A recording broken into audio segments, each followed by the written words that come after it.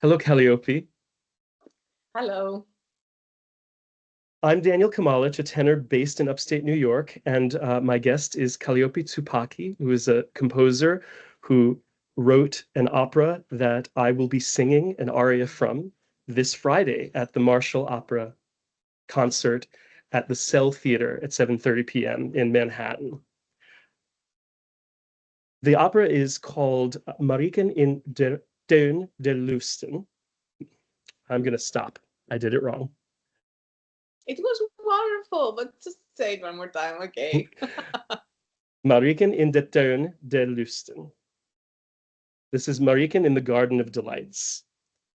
And Calliope, last month, you and I had a video call where we spoke for almost 2 hours about this piece and about Yes. your philosophy, about theater and music.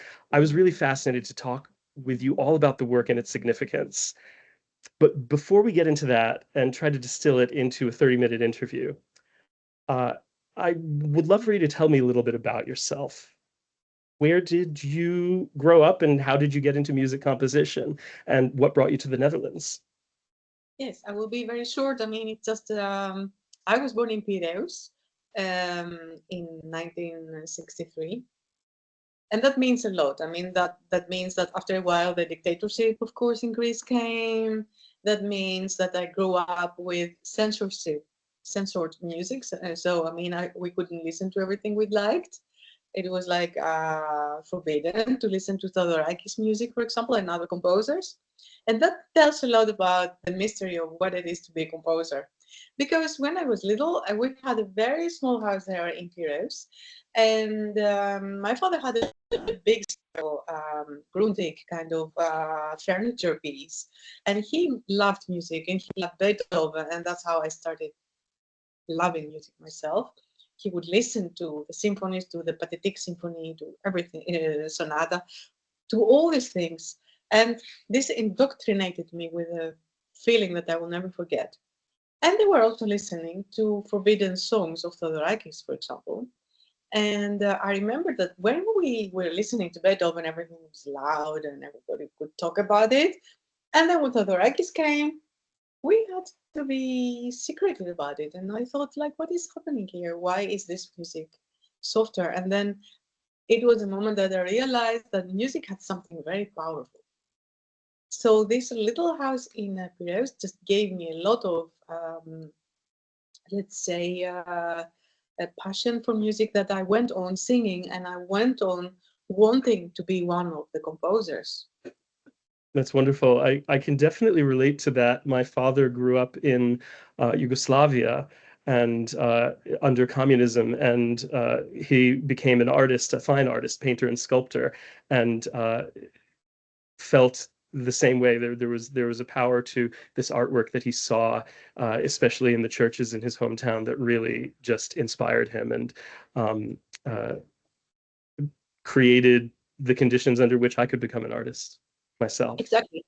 And the story, just to be very short about it, it was not easy to continue because, yes, I was a kind of, yeah, little girl around that time, and nobody saw a composer in a little girl in the 60s in Greece. So it was a difficult way to orientate, to find out what I wanted. I played a lot the piano, and I was also always being interested in contemporary music. And my heroes were contemporary Greek composers, so Xenakis or Yannis Christou, but I had a big poster with him looking marvelous in my teenager room, where other girls had, kind of rock or pop stars. But I had Yannis Christou. So that's how it went from one to the other. And anyhow, I delayed, let's say, being a composer. It took me some years to understand that I had to have faith in myself and to really, really go for it. And when I decided this, I went to study with Louis Andriessen in Amsterdam, in living in Amsterdam, but studying in The Hague. That's Mhm. how, since 1988, I live here and I work here, and I, let's say, produced, wrote all my pieces, all my compositions. And you've had compositions performed all over the world. I know you had one performed in New York just last year, and Exactly. I'm excited to do another one in New York for you this just this Friday. Thank And so, you. And so about that piece that we're going to perform, Mariken in the Garden of Delights, it's a story that is familiar to Dutch people, and in the same way, I would say that Shakespeare has been brought up into English-speaking people.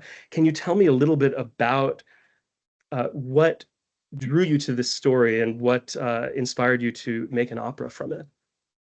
Yes, this is an amazing story, which is for me not a religious story, but it's more about social criticism and relations in between people. I'm sorry, I have got a cold, so I'm a bit. Not a problem at all. As long I'm a as bit you like, you don't give it to me, we won't, because we're on the other side of the ocean from each other. you will not get it, but that's Yes. why. Oh, I'm sorry.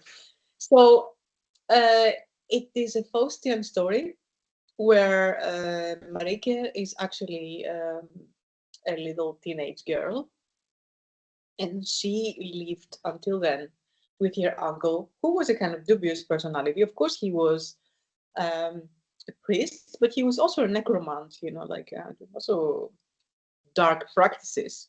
And he Dark sends her magic. to do, yeah, yeah, yeah. Very weird combinations already, you know, from the very beginning.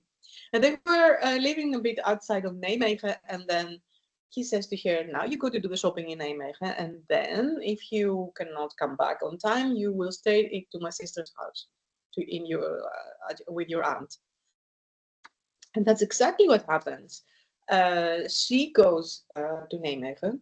It takes too much time to do the shopping. She goes to her aunt, and then there we have the second weird person who is a kind of witch. Like uh, you had the thing that from the organs of dead animals, you could, I don't know, predict future events or whatever you were doing. And like And she, necromancy, I think. Yeah. yeah, but I mean, also her uncle was doing weird stuff. So whatever, it was like very dark already, and very interesting and very intriguing, but also showing immediately the social context, the social thing, like what it was happening in the medieval time, what the characters are, what the people were, like how double the identities were. That's what I found very intriguing, already very intriguing. Firstly, secondly, the choice of Marika to um, take her life in her hands when she realizes that her aunt was a terrible person, sending her away and accusing her for the worst things that you can imagine. And she goes like desperate, but also excited, in my opinion, with her freedom. Like she thinks like, yeah, now I'm open for everything. I don't care. Even the devil, if the devil would come, I am ready for it.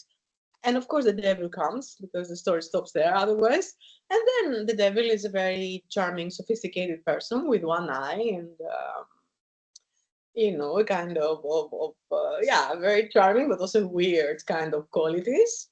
He's And the debonair one, devil. I love him, and you it love him, reminds huh? me of a Faustian devil, very evil by being charming. And I love how, because I listened to you shared with me the whole work, and I listened to it, and I love how he sing the aria that I'm going to sing on Friday. He sings the same lyrics again later, and it's sinister. Yes, It's it's really true. all the things I'm going to teach you. It's really terrific. Yeah, thank you. I was very intrigued to do it.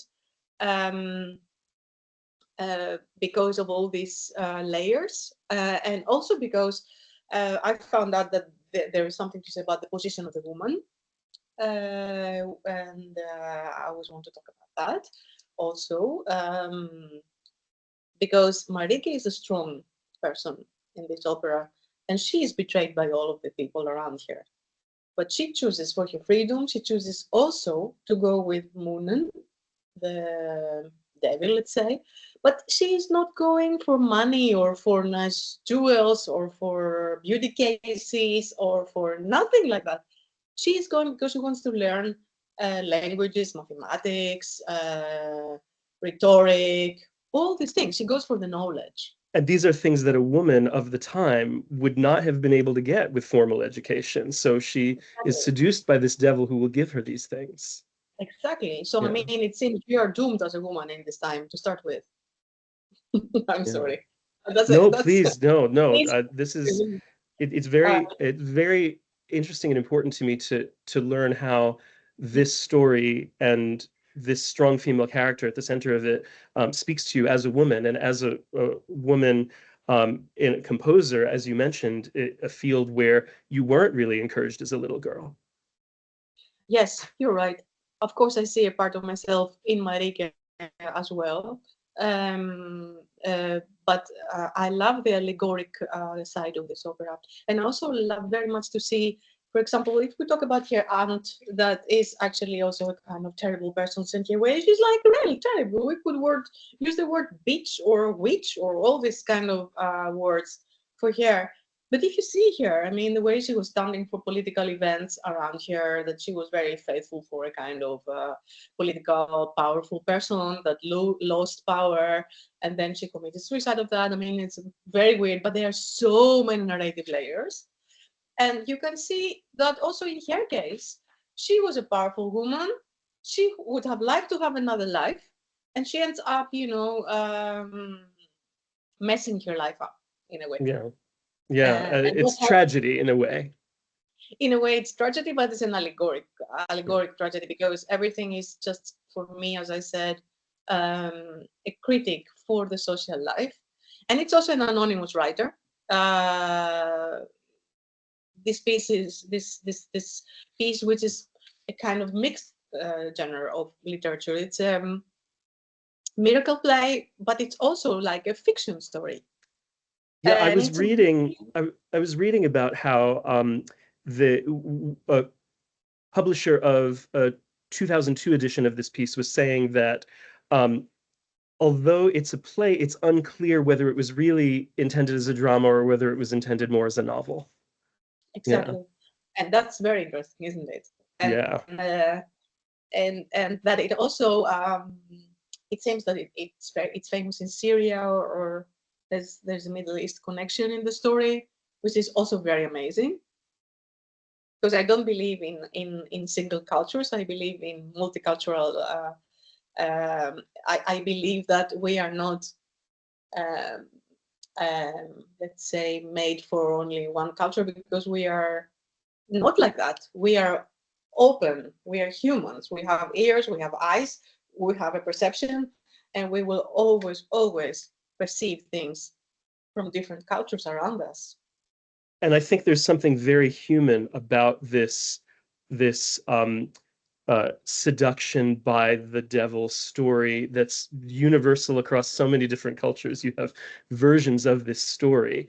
And Yes, so I can see it has just a universal appeal of this theme of good and evil and uh, the evil not necessarily being so clear until you really get into it. And some of the evil being good things that you do want, like this knowledge, all of the things that he's going to teach her.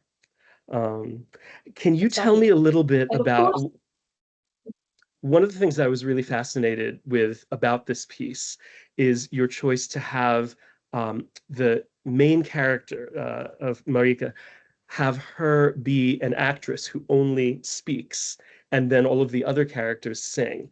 And I found that really exciting. And I had heard an interview with you um, uh, on Dutch television about this piece where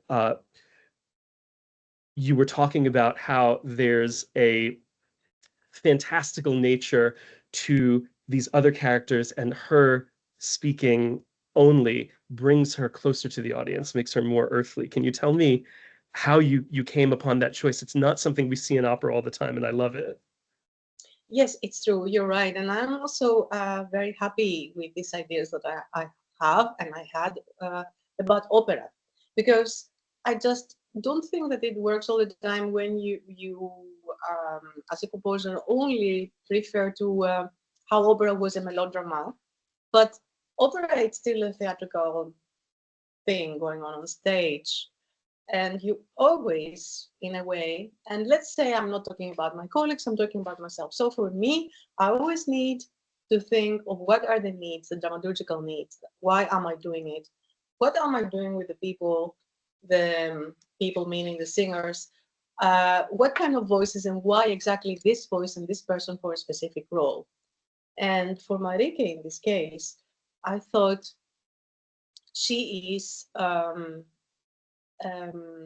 let's say, are surrounded by very fiction kind of persons, like her uncle or her aunt, or later the Pope and the cardinals and whoever is coming by. Also, Moonen in a way seduces her. So in a way, she is betrayed by all of them. They are all the scenery that she is in as a person. And I thought the most interesting thing would be for her to talk. If she talks, she will be felt by the audience as one of us.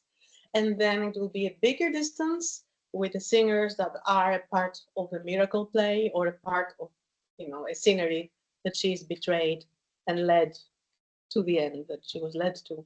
So in the catharsis that sometimes you can see at the end of the opera, where she, after visiting the cardinals and the Pope, and she would be chained, and then at the end, by an angel, she's liberated, and then she dies. So this is supposedly a catharsis at the end. But if you make this kind of choice where Marika is talking and is close to you, and all the others are the distant scenery of her betrayal, then this catharsis has a very, very different uh, dramaturgical sub meaning, which I wanted to give. Yes, and I definitely I felt that when I was watching some of the clips of the opera and listening to the whole thing. And her the actress, what's her name, who performed in this premiere? She was wonderful. Hannah Hoekstras is a very, very, very amazing actress here in Holland. Yeah, yeah, She had very. a real command of the emotion of the speech in a way that one of the things that I love about the aria, and the version that folks will hear if they come to our oral history project concert with martial opera on Friday, is a version that cuts out the exchanges between Marika and Moonen, where Yeah, it's almost more of a duet. And what I love about it being almost more of a duet is that it's a duet where she is only speaking and he's singing, and it brings him in a place where he's more otherworldly. There's something supernatural about him. There's something not of this earth about him. And then her responses in uh to him in spoken word really convey that conversation between a human member of the audience and the characters in the miracle play. And I hopefully I will yeah. be able to bring some of that out without you having her on stage with me. I thank you. This is amazing that you say that, actually, because that's what I was. That's where I was counting on. That's what I wanted. That the dialogues, especially with Munan, would be totally more devilish, even more devilish, if she's not singing. Mm. And he, I mean, devilish in which way? Like alien. Like, I mean, he is a true alien. I mean, in this area that you will see, it's an alien, not a human. You just get it I from this small, let's say it's a sub narrative, but you get it immediately. I love the portamenti when he says his name. And it's so creepy, Yeah. And but at you the must same not, time it's sweet. yes, it is sweet, and we must not forget to say that in the instrumentation, I had even wrote it for the singing so. Uh, so this glissandi of Muna, they go along with what the singing so is playing later. Of course, we can Hmm. only listen to the piano, but that's what it was in the performance. Now, I am curious that in martial opera, the way that this oral history project came about is composers submitted their works and then were presented with a bunch of singers, and you chose me to perform this work for you. I'm very curious what you saw in me for the role of Munin.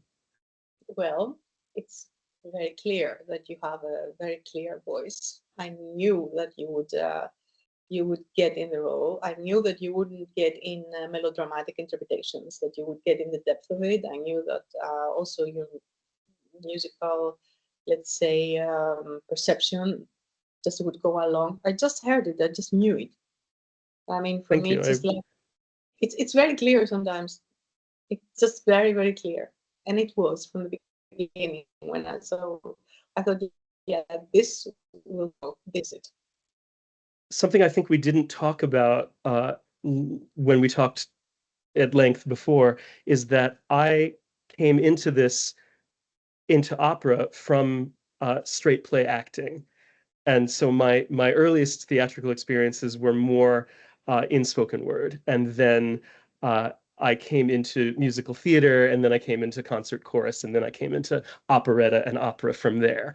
And so when I approach a role, when I approach a song, I love to just get inside the head of the character. It really is, and this is a fascinating character. I love all the devils in all of the in all of the literature because they're not it's not, I think, a as interesting of a story if they are just black and white evil. You have to fall in love with them so that the Exactly. I character is agree. believable. Yeah, yeah, I agree with you. And probably that's, except your amazing, beautiful voice, it was also the, yeah, that I could sense probably that your relation, in dramaturgical relation, whatever you was doing, it was just like more than only singing. Well, I really appreciate that. I really appreciate you having chosen me to present this piece, which I guess will be uh, the American premiere of a portion of this work. So I'm Yeah, very excited about that. yes, it is. Now you have another piece I know coming up. Can you tell me a little bit about what you're working on? What's coming up for you? Yes, I am at the moment expecting a premiere next week with my most recent piece for the Concertgebouw Orchestra. I wrote it for especially for the celebration of 750 years of the city of Amsterdam. And yeah, we are in the middle of talking about the That's score, rehearsals. We are. It's a very exciting time, I must say. that's awesome. Well, um, I was I was very, very privileged to work over the internet with a wonderful Dutch coach named Adrian Kill, who helped me with the linguistics, and he was so excited to learn about your work, and I'm hoping that he'll get to see something in the Netherlands in person. He lives in Utrecht, Oh, and lovely! Yeah, yeah, I'd love to. but he and I were talking about the medieval Dutch, and about how when we were going through the text, and he was saying, this word, there really is no equivalent in modern Dutch. And it reminded me in some ways of the the difference between Shakespearean English and modern English. Even though Shakespeare, the 1500s, the first publication of this piece, I guess, was 1515 of the Yes. of the play, and that's contemporary with Shakespeare. But the difference in English between Shakespearean English and now is not as different as the difference in Dutch between the Dutch of this time and modern Dutch. It felt more like when I was in school and we read Beowulf, which is in Old English, and very, very different, uh, much more Germanic words that do not have a counterpart in modern English. And it was fascinating to hear from him about Netherlanders reading this play in school and having it become close to them and dear to their hearts the way Shakespeare really became to us. Yes, I hope I can true. do justice to the language. It will be my first time singing in Dutch, but Yeah, I'm very actually, excited. I'm very happy you say that, because it was also like quite exciting around back in 2015 that we did it, that we decided to do it in the original language. Yeah. And yeah, yes, I mean, Was there a I thought that you would do it in a modern Dutch or? no, no, not at all, not for me, no, and not also for the librettist. Although there were some voiceovers in modern Dutch in order to explain some things in the premiere, in this version. Now I am still thinking about the final score of the opera, and I'm still thinking to be also very radical and perhaps to leave all the voiceovers out Oh wow. and just to leave only the medieval Dutch. I think I'm gonna do that. That's exciting. Yeah, that's exciting.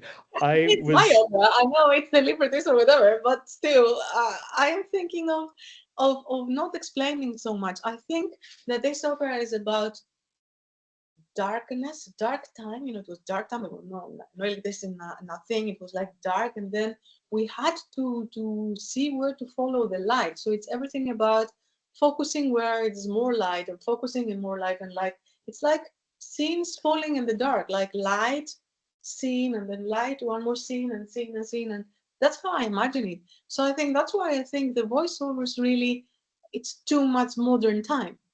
So I was thinking of letting them out actually. In let people discover it for themselves more.